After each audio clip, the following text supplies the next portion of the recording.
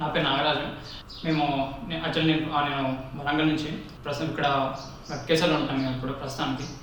So రీసెంట్గా నా BTech complete అయింది. ఇప్పుడైతే సాఫ్ట్వేర్ వెళ్ళడానికి కోచింగ్ తీసుకుంటున్నాను.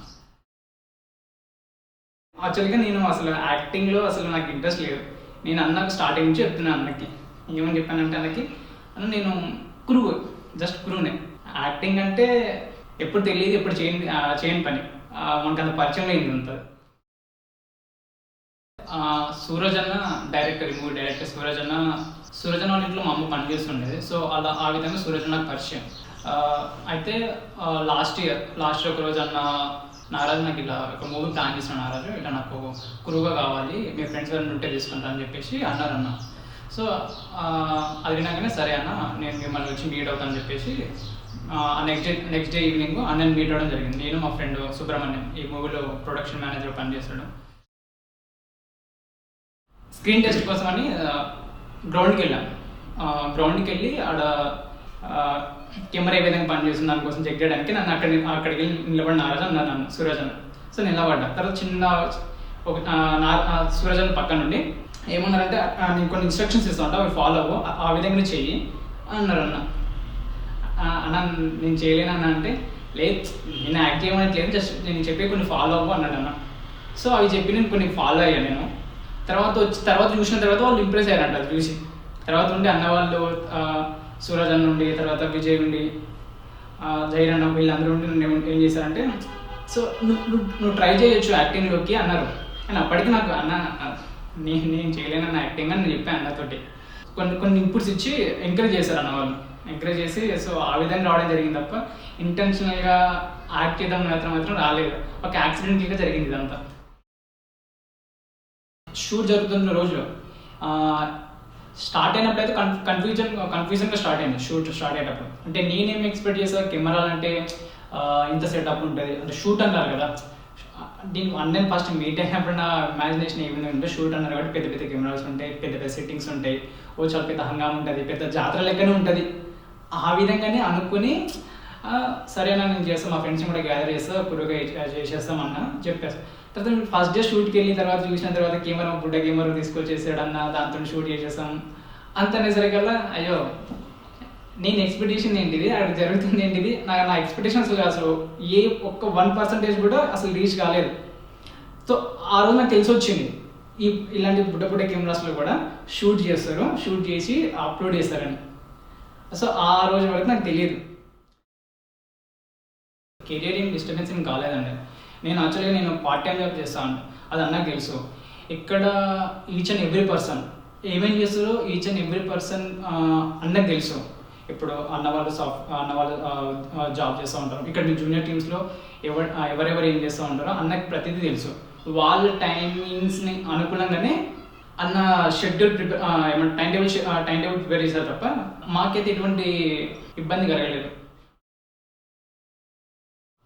వర్క్షాప్లో నాకైతే జూనియర్ టీం నుంచి నేనైతే గులా క్యారెక్టర్ నాకు బాగా, గులా వశిష్ఠ తను నాకు చాలా హెల్ప్ చేశాడు నాకు.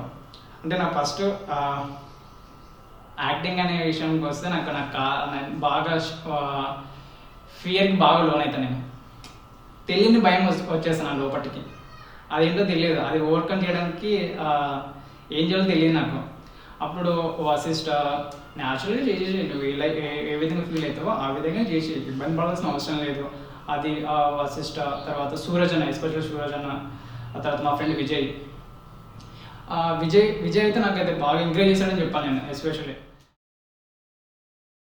డైలాగ్స్ లేవు, నీకేమనిపిస్తో అదే చెప్పేసి. స్క్రిప్ట్లో డైలాగ్స్ అన్నేం ఇవ్వలేదు మాకు. కొన్ని సీన్లకైతే ఇచ్చాడు అన్న, కొన్ని సీన్లకి ఇచ్చాడు డైలాగ్స్.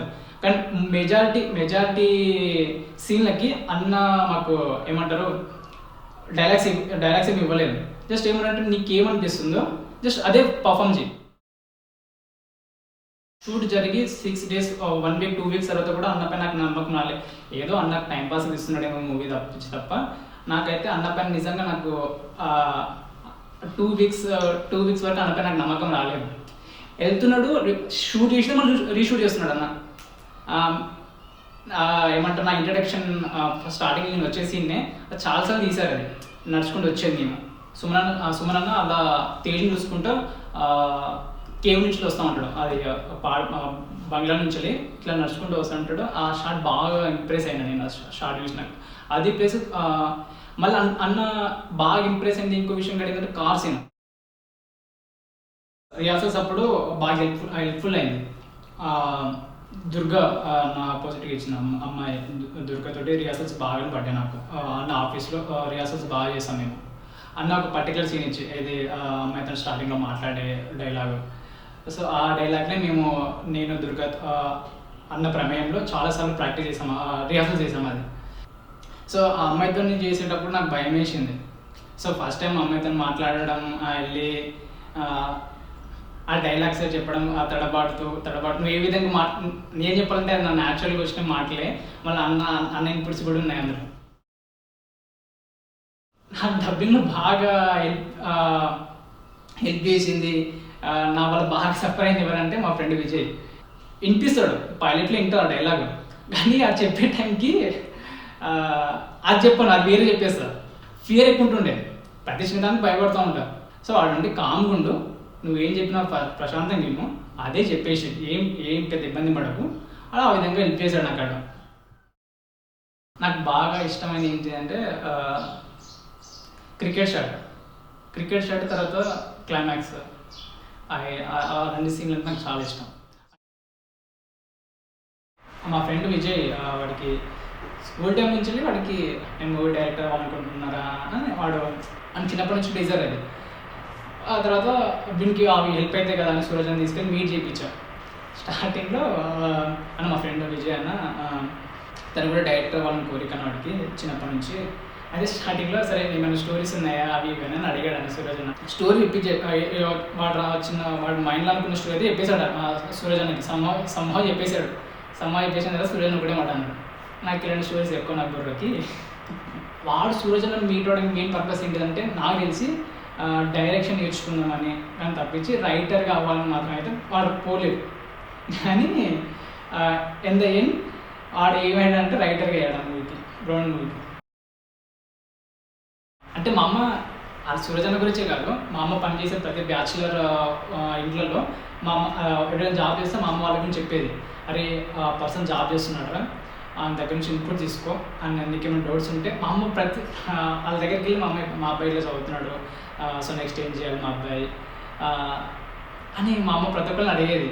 సో ఆ విధంగానే సూరజ్ అన్న కూడా అడిగింది మా అమ్మ. నేను మీట్ అవ్వడం ఎవరి వల్ల అంటే మా అమ్మ వాళ్ళని.